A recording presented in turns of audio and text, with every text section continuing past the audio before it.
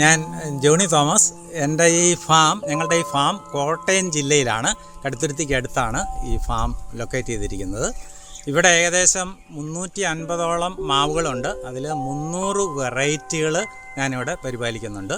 അത് പ്രധാനമായിട്ടും നമ്മുടെ കേരളത്തിലെ തനതായ നാടൻ വെറൈറ്റികളാണ്. അതിൻ്റെ മെജോറിറ്റി മാവുകളും കേരളത്തിൻ്റെ തനതായ നാടൻ വെറൈറ്റികളാണ്.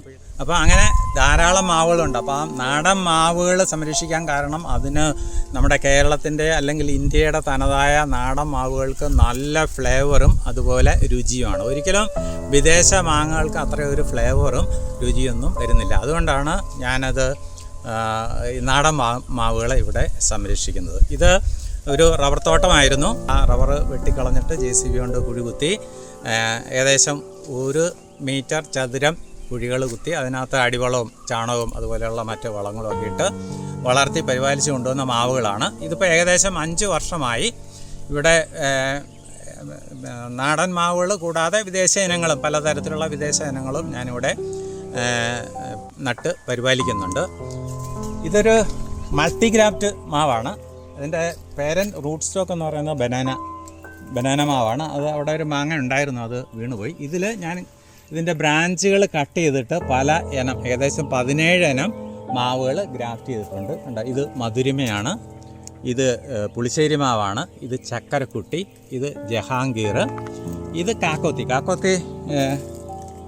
ആണ് ഈ കാച്ച് കിടക്കുന്നത്. കുലകുത്തി കാച്ച് കിടക്കുന്നുണ്ട്. കാക്കോത്തി മാവാണ്. ഇവിടെയാണ് അതിൻ്റെ ഗ്രാഫ്റ്റ് പോയിൻ്റ്. ഇത് പൗർണിമയാണ്. ഇത് കർപ്പൂരം.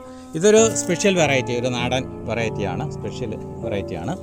ഇത് തോത്താപ്പൂരി എന്ന് പറയുന്ന ഒരു ഐഡിയയിൽ കിട്ടിയതാണ്. പക്ഷേ ഇത് തോത്താപ്പൂരി ആണെന്ന് എനിക്ക് തോന്നുന്നില്ല. പക്ഷേ നല്ല മാങ്ങയാണ്, അതുപോലെ നല്ല വലുപ്പമുണ്ട്. അപ്പോൾ ഇതിൽ ഈ 17 എണ്ണം ഗ്രാഫ്റ്റ് ചെയ്തതിൽ 5 എണ്ണം മാത്രമാണ് ഈ വർഷം പിടിച്ചത്. ഇത് 5ാമത്തെ വർഷമാണ്. ഇനി അടുത്ത വർഷം വീണ്ടും ഇതെല്ലാം കായ്ക്കുമെന്ന് പ്രതീക്ഷിക്കുന്നു. ഇത് മാംഗോ പ്രൊട്ടക്ഷൻ ബാഗാണ്.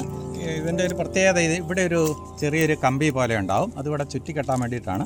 അതുപോലെ ഇവിടെ ഒരു ഓപ്പണിങ്ങും ഉണ്ട്. കാരണം ഇതിനകത്ത് മഴവെള്ളമൊക്കെ വന്നു കഴിഞ്ഞാൽ അത് താഴത്തേക്ക് പോകാൻ വേണ്ടിയിട്ടുള്ള ഒരു സംവിധാനമാണ്. ഇതിങ്ങനെ ജസ്റ്റ് സിമ്പിളാണ്. മാങ്ങ എൻ്റെ ഉള്ളിലേക്ക് കിടത്തുക. ജസ്റ്റ് ഇവിടെ ഒന്ന് ചെറുതായിട്ടൊന്ന് മടക്കുക.